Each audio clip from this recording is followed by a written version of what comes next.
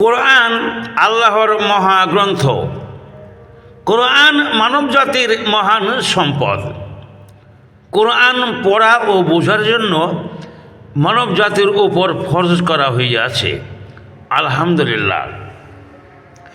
87 নম্বর সূরা আলা, মাক্কি, আয়াত 19, রুকু 1।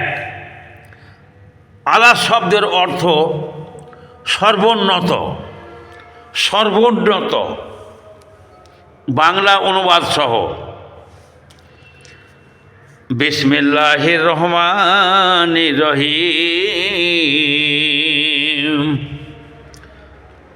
অনন্ত করুণাময় পরম দয়ালু আল্লাহর নামে শুরু। সাব্বিহিসমা রাব্বিকাল আলা।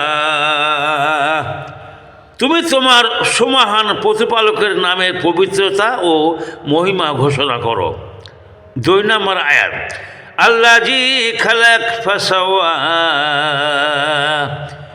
যিনি সৃষ্টি করেন ও সুঠাম করেন। আল্লাযী কাদ্দারা ফাহাদা। এবং যিনি পরিমিত বিকাশ সাধন করেন ও পথ নির্দেশ করেন। 4 নম্বর আয়াত, আল্লাযী আখরাজাল মারআ। এবং যিনি তৃণাদি উৎপন্ন করেন। 5 নম্বর আয়াত, ফাজআলাহু গুশাআন আহওয়া। পরে ওকে ধূসর আবর্জনায় পরিণত করেন। 6 নম্বর আয়াত, সানুকরিউকা ফালা তানসা। নিশ্চয় আমি তোমাকে পাঠ করাবো, ফলে তুমি বিস্মৃত হবে না। 7 নম্বর আয়াত, ইল্লা মা শাআল্লাহ ইন্নাহু ইয়ালামুল জাহর ওয়া মা ইয়াখফা। 7 নম্বর আয়াত, আল্লাহ যা ইচ্ছা করবেন তা ব্যতীত তিনি জানেন যা প্রকাশ্য ও যা গোপনীয়। 8 নম্বর আয়াত, ওয়া নুয়াশিরুকা লিল ইসর। আমি তোমার জন্য সুগম করে দেব সহজ পথ। 9 নম্বর আয়াত, ফাযাকির ইন্না ফাআতি যিকরা। উপদেশ যদি ফলপ্রসূ হয় তবে উপদেশ দাও। 10 নম্বর আয়াত, সায়াযাক্কারু মাইয়াখশা। যে ভয় করে সে উপদেশ গ্রহণ করবে। 11 নম্বর আয়াত, ওয়া ইয়াতাজান্নাবুহাল আশকা। আর তা উপেক্ষা করবে যে নিতান্ত হতভাগ্য।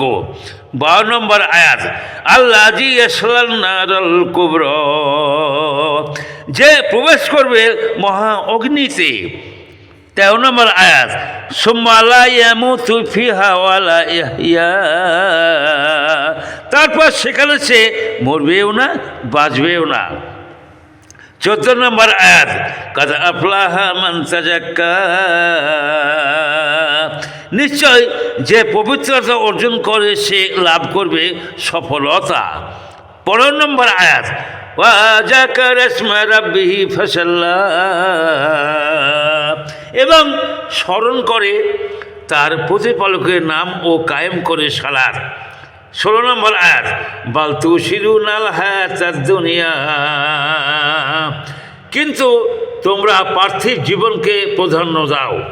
17 নম্বর আয়াত, ওয়াল আখিরাতু খায়রুন ওয়া আবকা।